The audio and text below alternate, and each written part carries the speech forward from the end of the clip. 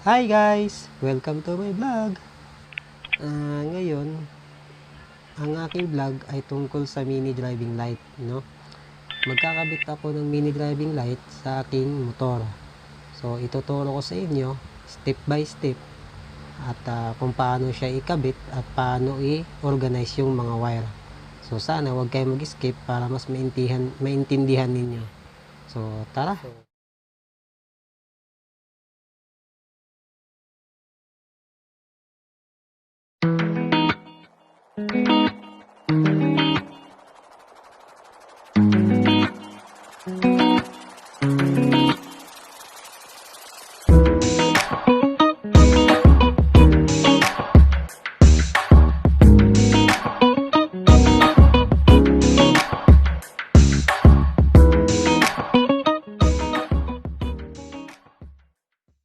Ang gamit ko ngayon ay meron tayong wire, pangkat ng wire, meron tayong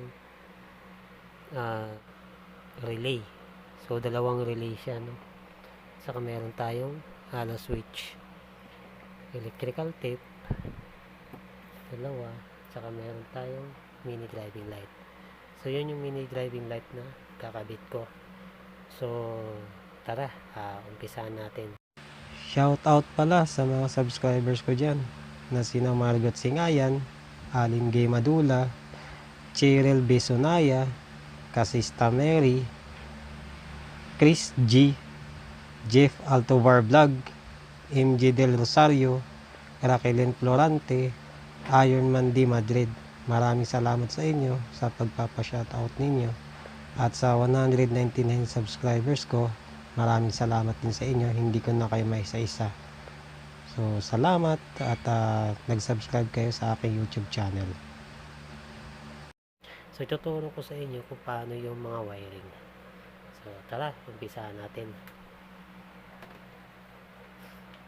So, dito sa relay, pag-umpisa tayo sa relay, no? Minsan kasi pag bumili kayo ng relay, walang socket. Yung ganito. So, parang kagaya din siya sa pag-install ko ng Bosch horn. Ganun lang din to siya, no? So, dito sa relay, pag tinanggal mo to, dito sa relay, meron kayong makikita na mga number, no? So, hindi siya masyadong kita dahil siguro sa ilaw. Ituturo ko na lang sa inyo. Itong number 87 na to, ito yung tinatawag na normally open. Ito namang sa gitna na number 87A, ito yung tinatawag na normally close. Itong C30, ito yung C common. Ito yung main supply natin, no? Tapos itong 85 at saka si 86, ito ay trigger lamang, no? So, ituturo ko sa inyo kung paano siya ikabit doon sa isa pang relay. Kasi kailangan dalawang relay ang gagamitin ninyo pag nagkabit kayo ng mini driving light. So, required kasi sa LTO na yung mini driving light niyo ay may sariling switch. Kaya gumamit tayo ng dalawang relay para meron tayong sariling switch, yung hollow switch. So, tatandaan nyo lagi itong wire, no? Yung 5 wire na to. Dapat matatandaan nyo to. Kung saan nyo siya tinotok. So, tignan natin, no? Itong si kulay pula ay dito siya nakatutok kay number 87. So, madali na natin siyang matandaan, no? Pasok ko muna siya. Yan. Ulitin ko. Si kulay pula, ito yung number 87, normally open. Itong si blue, ito yung number 87E, na normally close. Ito naman sa 30, ito yung si common. Tapos itong si black at saka si white, ito yung trigger, no? Trigger sila. So, kaya kailangan natin siya ng isa pang relay para idugtong natin to sa isang relay pa ang mga wire nito. So, kailangan hindi nyo to skip para hindi kayo malito, no? Itong isa, hindi ko na-explain tong isa kasi same lang naman to sila dito. Walang pinagkaiba to. Same lang sila. Ito yung sa hollow switch natin, no? tanggalin natin yung socket. Meron tayong 5 wire, pero 4 lang yung magagamit natin dito, no? Gaya din dun sa relay na to, yung isa nito ay 4 na wire lang din ang magagamit. So, explain ko sa inyo to, no? Itong si number 1, positive. Number 2, negative. Number 3, normally close. Tapos, ito si NO, normally open. C, ito yung C, common. Ito yung main supply din na mag-switch on at saka off ng ating hollow switch, no? So, ibabalik natin siya at tatandaan natin yung mga wire kung saan siya nakadugtong, kung saan siya lapat. So, pag nilagay ko to siya dito, ang katapat nito, ng mga wire na to, itong si green, ito yung si normally close. Itong si white, ito yung si normally open. Ito si black, ito yung si positive.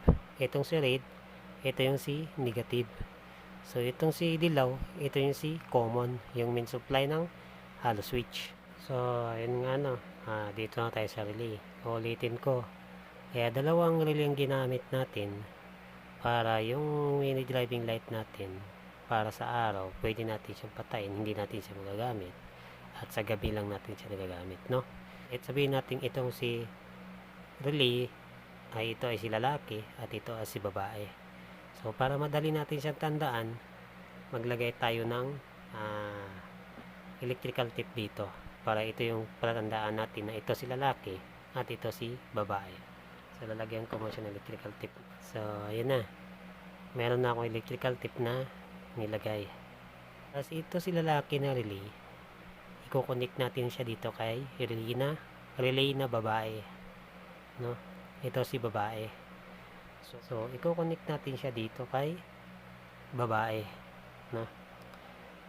So itong si 87 na lalaki, i-connect natin siya kay 30 na babae, no?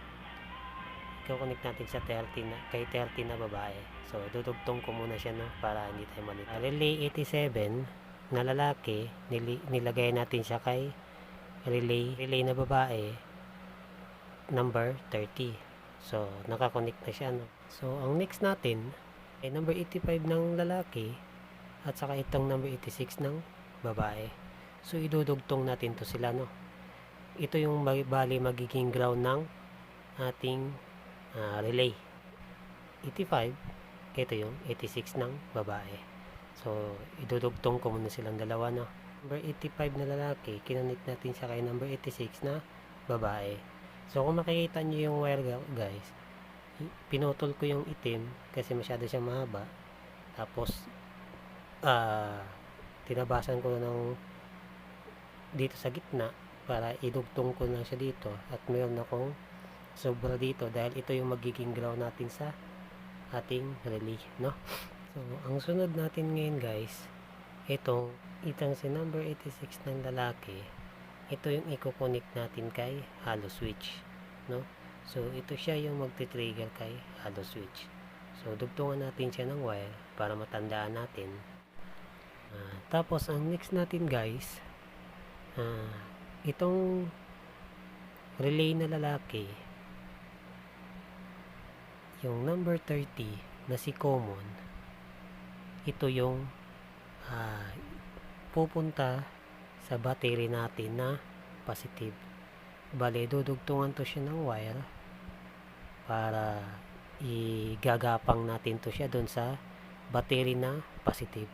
So, sa ngayon, hindi ko muna siya dudugtungan. Dudugtungan ko lang siya pag naikabit ko na sa motor tong relay at saka yung hollow switch para hindi ko siya makalimutan, no? Dito pala sa relay na lalaki, guys, hindi na natin magagamit tong si blue, yung 87A. Siya yung si normally close, no?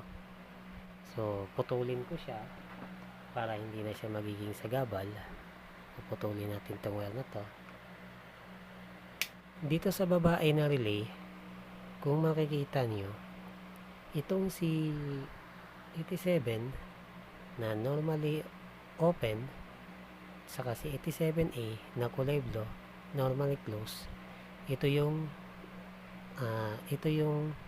magiging low ng ating mini driving light. Tapos ito si 87 normally open, ito yung si magiging high ng ating mini driving light. So mahalagang dalawang to na matandaan nyo to, no? So hindi ko muna siya dudugtungan ng wire kasi kakabit pa naman natin to siya, no? So ang next natin ay ito na lang isa, no?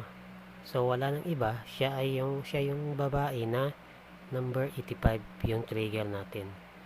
So itong number 85 natin na babae, siya yung pupunta doon sa high ng ating switch ng ating motor sa ilaw, no? Para pag inay mo yung headlights mo, mag-high din yung mini driving light. So dudugtungan ko muna siya ng wire para matatandaan natin siya, no? At may ipapakita ko sa inyo kung paano siya ikabit dun sa mismong motor na, no? Kung malala nyo, ito yung si dilaw, ito yung si common, si black, ito yung magiging positive, si red, ito yung negative, ito si NO, ito yung normally open. Tapos itong si NC, hindi na natin to magagamit, no? Putulin na natin to, si NC. So hindi na siya magagamit. Kung matatandaan nyo kanina, itong si relay na lalaki, ito yung number 86 na ilalagay natin kay hollow switch para sa pagiging main supply ng ating mini driving light, no? So kung matatandaan nyo kanina, si NO, ito yung si color puti. Dito natin idudugtong to si 86 na lalaki, no? Idudugtong natin to si 86 na lalaki dito kay normally open. So wait lang, dudugtong ko muna, no? So ayun na, no? Nadugtong na natin tong normally open. Dinugtong natin siya dito kay number 86 na relay ng lalaki. So kung matatandaan nyo kanina, itong si lalaki na number 85 at saka si number 86 na babae, dinugtong natin at meron tayong wire dito. Idudugtong natin siya kay hollow switch na negative. So kung matatandaan nyo, yung sa hollow switch natin, ang negative pala natin is yung kulay pula, di ba? So dito sa ating relay, lalaki number 85 at saka si babae number 86 na pinagsama natin ay sila yung ground. So dinugtungan ko siya ng wire, no? Dinugtungan ko siya ng wire at dinugtong ko siya dito kay negative ng ating hollow switch. Baligtad kasi yung hollow switch nito, pero yung kadalasan talaga sa hollow switch, yung positive talaga is pula. Pero sa akin, baligtad yung pagkagawa ng symbol ng aking hollow switch, kaya inaral ko siyang mabuti kasi hindi pwedeng magkamali ako rito, no? Lalaki na number 85 at saka number 86 na babae, kasi sila yung ating ground. So pagdating dito, ito yung ground natin na kinunik natin dito kay hollow switch. Dugtungan nyo siya ng wire kasi ito yung magiging ground, no? So dito sa dulo, lagyan nyo ng scotch tape para tandaan ninyo na ito yung ating negative, no?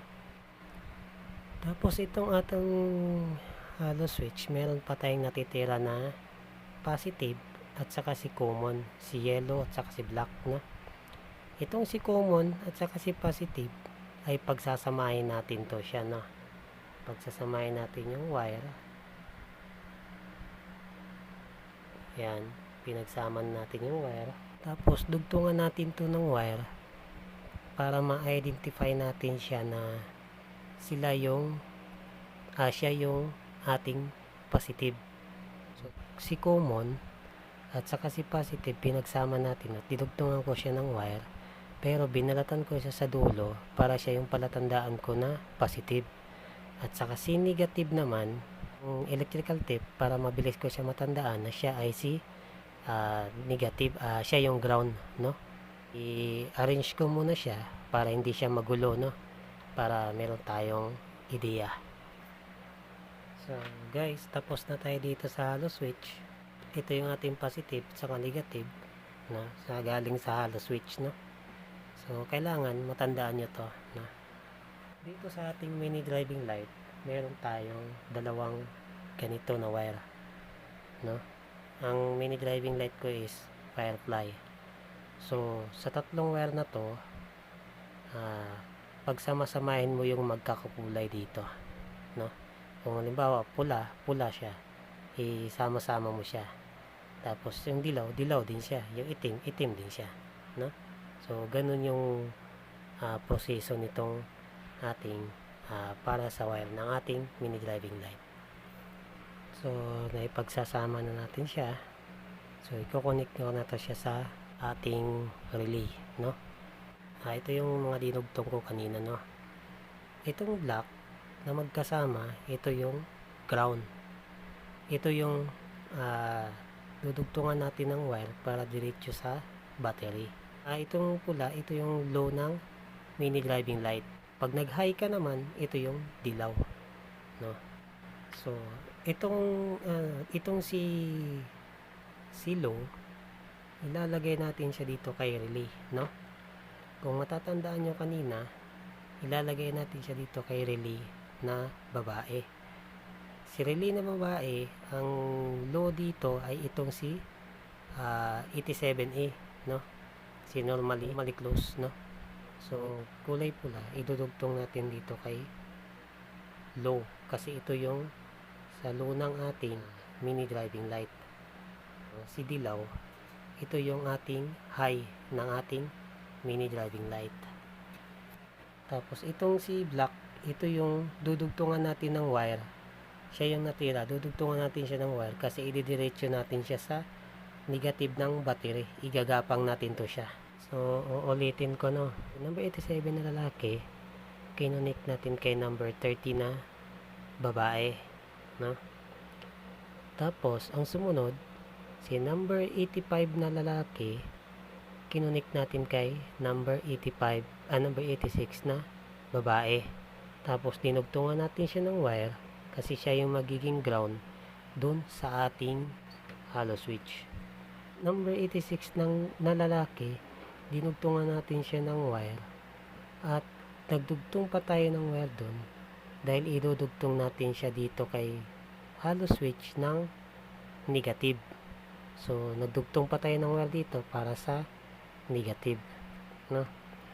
Tapos yung natira dito sa halo switch na positive at saka si common, pinagdugtong natin sila at dinugtungan natin ng wire dahil sila yung ating positive, no? Ilalagay natin siya sa accessories wire na motor, no?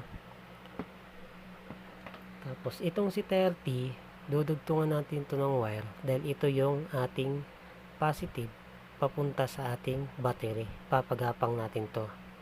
Tapos ito naman si number 86 na babae, ito naman ay idudugtong natin dun sa high headlight ng ating high, nung natin siya, alam ko kulay dilaw yun eh. Tapos ito naman, ang wire ng mini driving light, pinagdugtong natin yung kulay dilaw, means siya yung high, at saka yung kulay pula, siya yung low. So dito sa relay, si babae, yung kulay pula niya is yung high, yung kulay blue niya is low. So kinunik natin si kulay dilaw dito kay high, kulay pula, no? Kay babae na relay. Tapos itong si kulay blue, kinunik natin kay kulay pula ng mini driving light. Tapos itong black, ito yung dudugtungan natin ng wire papunta doon sa battery. So tara, ipapakita ko sa inyo kung paano mag-wiring. Gagawa din pala ako ng diagram sa next video ko para mas mabilis nyo maintindihan. So guys, andito na tayo ngayon sa aking motor. Dito ko nilagay yung aking relay. Yung dalawang relay na babae at lalaki. Tapos nandito yung aking hollow switch. No? Ito siya, hollow switch. Tapos ito yung wire ng hollow switch. Na galing sa hollow switch yung positive. At saka ito yung negative. Ito yung ilalagay natin sa accessories wire. No? Hanapin natin yung accessories wire ng ating motor. Ang accessories ng wire ng Yamaha, itong positive ilalagay natin sa light brown na wire.